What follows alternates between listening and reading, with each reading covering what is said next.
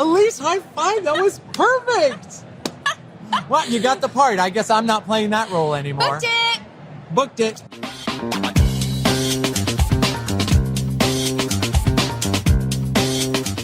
Hey, welcome to Anime Adventures. I'm Elise Baughman, and today I am with Ezra Weisz. It is so good to see you here. Thank you, Elise. It's nice to be here. It's nice to be able to sit down and talk with you. It is. Yeah, we're at WeebCon today, and man, what a turnout. It's crazy. Yeah, this place was packed. There was a line to get into this place that wrapped in and out of the entire hotel lobby. But I'm so grateful that these incredible fans of WeebCon and anime culture were having a great positive attitude, and they just were very patient, and now they're all in here and everybody's having such a fun time. Yeah, the energy is just, it's so contagious, right? Yeah, I love it. And you and I got to meet for the first time. His table is right next to my table, so it's been fun. I'm a voice actor that's based out of Los Angeles, and Elise, as you all know, is based here in Texas. Yes. So for us to finally meet in person and off of e-correspondence and social media, this has been a delight. It's fantastic. So let's jump straight in. I want to talk characters. Okay. I mean, fantastic characters. Thank you. So this is Andre Glacé, and he is the Sweethearts matchmaker, and he is a character that I voice in a show that I'm so incredibly proud of. It is also a show that I'm the voice director of, and it is called Miraculous Ladybug. So I'm wearing a Miraculous Ladybug hat right now. Ta-da! Ta-da! And I'm here at WeebCon specifically because all the leads of Miraculous Ladybug are here as well, and we had the most miraculous panel. You did! How fortuitous! A miraculous panel. Yes, it was so much fun. We had a room packed with other fans of Miraculous Ladybug and their families and their friends, and we answered questions. They got to ask questions. We told them some behind-the-scenes secrets. And this character is an ice cream man who sort of puts different flavors of ice cream together based off of the personality. So it's almost like he's a matchmaker, like a dating app, but with ice cream. I love this. And I love that you're a director as well, because I've had viewers say that they want to hear from actors, but also they're interested in the other side of the microphone, if you will. Yeah. So tell us from the director point of view, what you, like how you operate as a director, what you kind of look for in performances. That's a great question, Elise. I always look for authenticity in performances, and I always look for comfort, confidence, and creativity from all of the actors. I want everybody to feel like they can be as relaxed as they possibly can, really be themselves, and then let the character come out. I have a degree from the college that I went to, which is California Institute of the Arts, and my degree is in theater. So first and foremost, I am an actor, and I started off as a voiceover actor. My very first role that I ever had was in Mighty Morphin Power Rangers. Was it really? It was. As a voice actor? As a voice actor. Okay. As a voice actor. So I would voice the big monster of the episode that the Power Rangers had to fight against. Really? It was so much fun. Yes. A lot of the really sort of active vocal calisthenics were all improvised. So you would watch on the television the monsters fighting the Power Rangers, and you'd have to make the noise like... But since it was the Power Rangers, and of course that's a children's program, you couldn't really make the sound too painful. Oh, it had to sound silly. And nobody on the show, they just sort of disappear, but nothing terrible happened to any of the characters. They just lost the fight. So you had to be creative about making your voice sound funny, but also like kind of like the Three Stooges. Like they were getting hurt, but there was nobody getting hurt. That is fantastic. Yeah, you don't think about that sometimes. Right. That people are doing those voices. And so that is interesting that it had to be like a monster, but not too mean, because it was a kid's program. Right, it was always about silly. And even though the Power Rangers had great karate and they had great calisthenics, the monsters always had to take a hit and stumble, all that kind of fun stuff. So I started off with voiceover in Power Rangers, and then that got me to meet some incredible voiceover actors that I'm sure you've talked to on your amazing YouTube channel. And from there, they recommended me to one program and to another casting director and then another studio. And then I started to work in anime. And I worked on shows like Arc the Lad and Rurouni Kenshin. And then I worked on shows that are called Code Geass and Outlaw Star. And in fact, while we're here at WeebCon, a lot of the fans have been asking about Mao from Code Geass. Really? Yeah, and I don't have any pictures. Now, I did bring this print. Oh, yes. Yes. This is one of my more recent characters that I voiced. His name is Fugo, and he's from a series that's called JoJo's Bizarre Adventure, That's Golden Wind. a popular one. It's pretty popular. Yes. He is identifiable. So people, when they see him on my banner, they then come over to me and they say, oh, you're the voice of Fugo. How interesting. I'd like to meet you. May I have your autograph? And it's all incredibly flattering. As you know, when you do a character and then somebody connects with it and they're interested and they really want to just talk to you and meet you and maybe get an autograph, it's really flattering. So I have Fugo here.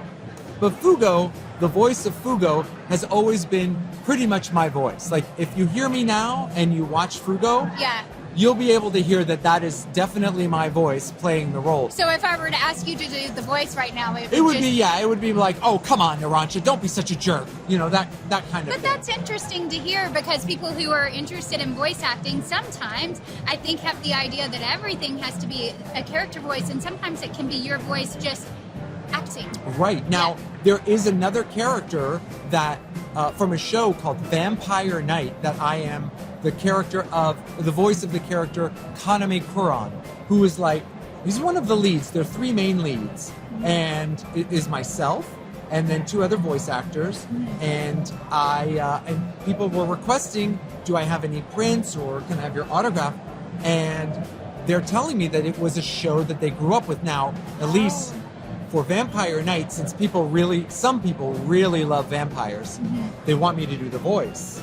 But the voice I can't do in a big convention room like this because his voice was so very low and it was always relaxed.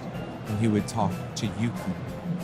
Yuki, you shouldn't be out here in the hallways. I mean, I don't even know if you can hear that. Oh, I bet you can. I hope so. I tried so that you video, can hear. Yeah. So that was much different. It's definitely still my voice, but it's lower and it's more relaxed. And if you haven't noticed, I do have a lot of energy. The energy comes out in my voice, which is really good for certain characters. Like in Outlaw Star, I played a character called Fred Lau. Oh, and he's all over the place with his voice. Oh, Gene, get over here. I want you to buy these guns. Like, he's everywhere. But then Kaname Kuran is very subdued. Now, and how fun to have somebody who's so energetic. I love him. Oh, Gene. And then have somebody who's so, like, controlled. Yes, it's so much fun. We love what we do because we are able to do that. You can tell, yeah, and Andre, the ice cream guy, all of a sudden he had to start singing in the middle of an episode. Like, he introduces himself like he's walking down the street with his ice cream cart. He's all, my name is Andre Glacier, the sweetheart's matchmaker. We're the ones go out to a fine love for you with magical ice cream flavors. And I did not expect to sing. Wow. But they made me. I was about to ask if you were a singer, but then you just sang and you're a singer, because I can tell you can carry a tune. I can carry it, but I am no classically trained singer. But that was fantastic. Oh, thank you, Elise. But you know, when you get the part and they ask you to do things, sometimes you're pushed out of your comfort zone and you gotta rise up and sing. I have been pushed out of my comfort zone. I have been asked to sing and I'm not a singer.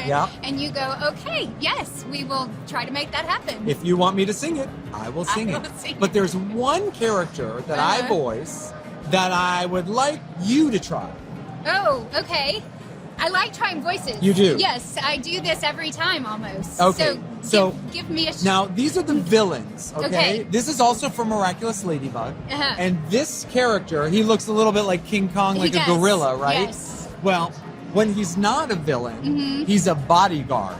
And he's very, like, gorilla-like. Like, he's got a very square brow and a very square jaw. And his dialogue, and this is where I want to test you on this one. Okay. Yeah, you're already getting in the character. I see it. You're I'm getting ready, you yes. already know what's happening. He only grunts. Ooh, Like he has okay. to communicate his emotions through grunting. So maybe you're familiar with the Marvel character Groot. And Groot only says, I am Groot. So no matter what he's trying to explain, he only uses those 3 words, I am Groot. So for the character of that gorilla, who's known as Adrian's bodyguard, he doesn't even have a name, Elise. Just Adrian's bodyguard. Just Adrian's bodyguard. He only can communicate with grunting. So what I need to do, we'll see if you can do it. Okay. I kind of put my face in a gorilla position, kind of give myself a square, almost like I'm a caveman. I make my mouth really tight, and I go for a very low, grunting, affirmative sound like this.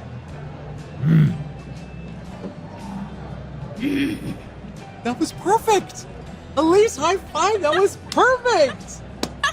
What? You got the part. I guess I'm not playing that role anymore. Booked it. Booked it. Nailed it. Replacing Ezra. All right. Come on out to California. You got the part. Better than Ezra. Yep.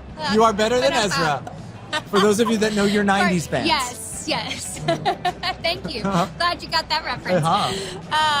Wow, that was fantastic. I thought you were going to give me even something more than a grunt to do. Well, I would have, but you know what? I will say for selfish reasons, I wanted to see Elise's face make the gorilla. So it was a little bit of selfish intentions there because you have such a delightful complexion and such beautiful expressions. I was like, let me see what the gorilla face will look like. Yeah. Yeah, you nailed it. Wow, well, this has been fantastic. I love hearing all of your stories and just your enthusiasm. I mean, you can tell that he loves what he does, right? And that's what's so wonderful, I think, about talking to voice actors, well, on my YouTube channel, but even at conventions. I mean, that's the experience because you talk to voice actors, you talk to anime fans, to the people who are here, and I feel like that's this common bond that we have, that everybody's just so excited to be here. Before we go, do you have one experience that really sticks out in your mind about being at a convention or even an interaction with somebody at a convention? Yeah? Yes, I do. It literally happened right before I came to join you for this interview. And it's not super energetic of a story. It's not something wild or crazy, but it's the thing that happens at a convention where I actually get to meet real people off of the internet, and we get to have eye contact and communication. And I had a fan who just walked over, a fan of the show, and she said to me, she said, you know, during these past 2 years and dealing with being stuck in my house for quarantine and being nervous about going out in the world because of worries of COVID-19, she says, I really connected with the show Miraculous Ladybug. And she said, it really helped me get through a hard and dark period in my life where I was feeling really depressed. And when she was speaking to me, I could really see the emotion come back where she struggled and came through. And I told her how proud I was of her, Elise. I said, tomorrow is always going to be better. And I'm so happy that she found a show that meant so much to her. And she started to cry, and I started to get emotional with her. And I said, I'm really proud of you. I held her hand, and I said, I'm just so glad that you are so strong, and you're going to have a better tomorrow, and I'm so happy that you shared this with me. And then we gave each other a pound it, and she walked away really happy and smiling while she was kind of wiping tears away. And stuff like that means the world to me. And because I know how difficult it is to express yourself so personally like that. But it was something she felt really compelled to share, and I was completely there for her. And it was really special. That is so special. I love that story. Thank you for sharing. And how wonderful that she shared as well. Like, what a special moment. It was. Gosh, what a great note to end on. Thank you. I'm glad. Thank you. Yes. Well, hey, thank you for joining us. It is always wonderful. I hope you subscribe, click the bell, stay tuned for more interviews like this. And thank you. You're awesome. Hey, you're awesome, Elise. Thank you. See you later. Bye. Bye.